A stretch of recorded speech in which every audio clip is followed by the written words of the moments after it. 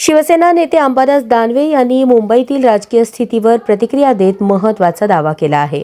मुंबईत शिवसेना आणि मनसेला चांगलं यश आलं आहे असं म्हणत त्यांनी मराठी मतदारांचा कौल स्पष्ट होत असल्याचे सांगितले।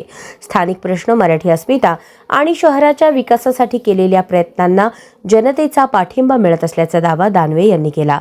मुंबईकरांनी काम करणाऱ्या पक्षांनाच पसंती दिली असून पुढील काळात हा कल अधिक ठळक होईल असा विश्वास त्यांनी व्यक्त केला। त्यांच्या या वक्तव्यामुळे मुंबईच्या राजकारणात नव्या चर्चांना वेग आला आहे।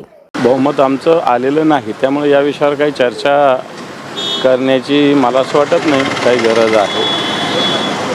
त्याच्यामुळे या विषयावर चर्चा, परंतु मुंबईमध्ये चांगलं यश शिवसेना आणि मनसे या युतीला मिळालेलं आहे।